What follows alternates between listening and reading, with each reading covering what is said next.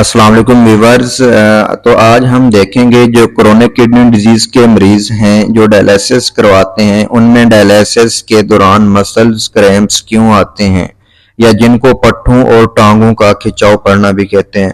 तो सबसे पहले डायलिसिस में मसल्स क्रैम्प्स की बहुत सारी वजूहात हो सकती हैं, जैसा कि दौरान डायलिसिस एक्स्ट्रा अल्ट्रा फिल्ट्रेशन है, हाइपोटेंशन है, हाइपोकैलेसीमिया है या टिश्यू हाइपोक्सिया भी हो सकता है, डिहाइड्रेशन भी हो सकती है और इसके बाद हाइपरकलीमिया भी हो सकता है, यानी पोटाशियम लेवल का बढ़ जाना।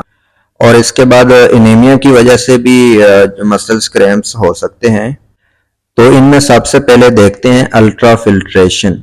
देखें, डायलिसिस के दौरान जब पेशेंट की बॉडी में से ब्लड में से फ्लूइड रिमूव हो रहा होता है तो जरूरत से ज्यादा फ्लूइड रिमूव होने से या फिर अल्ट्रा फिल्ट्रेशन रेट ज्यादा होने से मसल्स क्रैम्प्स हो सकते हैं। अल्ट्रा फिल्ट्रेशन रेट से मुराद जो पेशेंट की बॉडी में से फ्लूइड रिमूव हो रहा है इसकी पर हॉर्स यूएफ रेट ज्यादा है। फॉर एग्जांपल, पेशेंट की बॉडी में एक्स्ट्रा फ्लूइड तो है बट वो फ्लूइड लिमिटेड रेट से ज्यादा की स्पीड से निकलेगा तो पट्टों में खिंचाव पड़ेगा।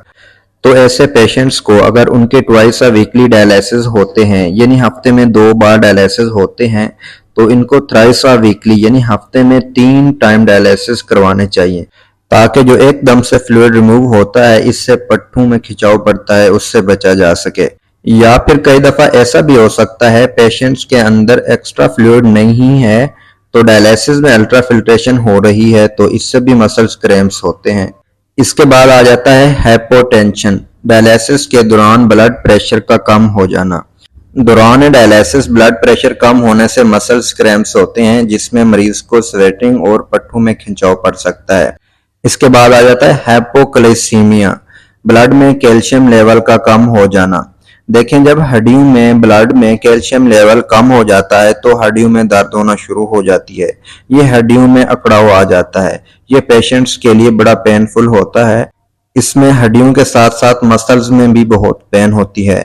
इसके बाद है डिहाइड्रेशन, यानी जिस्म में पानी और नमकियात का कम हो जाना। क्योंकि कुछ पेशेंट्स में पानी परहेज होता है, वो पानी का इस्तेमाल नहीं कर रहे होते, तो उन पेशेंट में डिहाइड्रेशन के चांस ज्यादा होते हैं। वो पेशेंट नमकियात या साल्ट का इस्तेमाल बिल्कुल बंद कर देते हैं तो उनमें सोडियम लेवल कम हो जाता है जिससे डिहाइड्रेशन होने के चांस या ब्लड प्रेशर कम होने के चांस बहुत ज्यादा बढ़ जाते हैं। इसके बाद आ जाता है हाइपरकलीमिया, पोटाशियम लेवल का बढ़ जाना। जब ब्लड में पोटाशियम लेवल बढ़ता है तो पेशेंट्स को शार्टनेस ऑफ ब्रेथ होती है, यानी ऑक्सीजन की कमी हो जाती है। मसल्स में ऑक्सीजन लेवल कम होने से मसल्स क्रैम्प्स होते हैं, पट्टों में खिंचाव पड़ता है।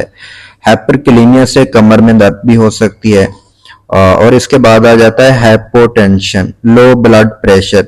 डायलिसिस के दौरान ब्लड प्रेशर का कम हो जाना। जिन पेशेंट में ब्लड प्रेशर लो होता है अगर उनमें अल्ट्रा फिल्ट्रेशन करेंगे तो और भी ब्लड प्रेशर मजीद कम हो जाएगा जिससे मसल्स क्रैम्प्स होंगे, मजीद कॉम्प्लिकेशन भी हो सकती हैं। और इसके अलावा पेशेंट को टिश्यू हाइपोक्सिया भी हो सकता है जिनमें टिश्यू के अंदर मसल्स के अंदर ऑक्सीजन लेवल कम हो जाती है। ये ज्यादातर ओल्ड एज के पेशेंट्स में होती है जिनकी उम्र 60 to 70 ईयर्स से अबव होती है, जिससे इनको सांस के जरिए ऑक्सीजन नहीं मिल रही होती। ऑक्सीजन की कमी की वजह से पट्टों में खिंचाव पड़ता है। या जिन मरीजों का ब्लड में HB लेवल कम होता है इनमें भी मसल क्रैम्प्स की कंप्लेंट्स होती हैं। तो अब ये तो थी काजेज ऑफ मसल क्रैम्प्स के जिनकी वजह से डायलिसिस के दौरान मसल्स में खिंचाव पड़ता है। अब इसके बाद आ जाता है ट्रीटमेंट, इसका इलाज कैसे करेंगे। तो ट्रीटमेंट में सबसे पहले पेशेंट का ड्राई वेट एडजस्ट करना होता है ताकि बार बार मसल क्रैम्प्स होने से बचा जा सके। इसके बाद डायलिसिस स्टार्ट करने से पहले पेशेंट का वजन और वाइटल मॉनिटर करने चाहिए और दौरान डायलिसिस भी मरीज के वाइटल मॉनिटर करते रहना चाहिए ताकि कोई कॉम्प्लिकेशन ना हो। अगर मरीज को ज्यादा क्रैम्प्स पड़ रहे हैं तो IV नॉर्मल सलाइन देनी चाहिए और कई दफा इंजेक्शन कैल्शियम ग्लूकोनेट का शॉट भी देना पड़ता है। और इन पेशेंट का डायलिसिस में सोडियम लेवल भी ज्यादा करते हैं या फिर कुछ टाइम के लिए डायलिसिस ट्रीटमेंट कैंसिल करनी पड़ती है कि कुछ टाइम तक पेशेंट स्टेबल हो जाए। और इसमें मजीद पेशेंट को अपना ड्राई वेट स्टेबल रखना चाहिए और ब्लड में कैल्शियम लेवल चेक करवाना चाहिए और पोटाशियम को भी कंट्रोल में रखना चाहिए। हाई पोटाशियम से भी हड्डियों में पेन हो सकती है।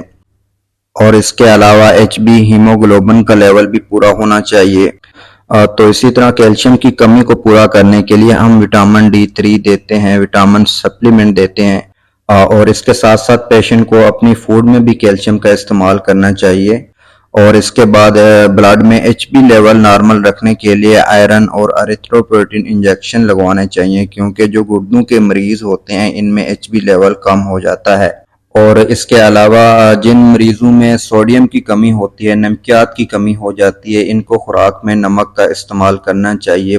तो जो गुर्दों के मरीज हैं वो मेडिसिन और कुछ एहतियात करने से डायलिसिस के साथ साथ अपनी लाइफ को खुशगवार बना सकते हैं। Thank you.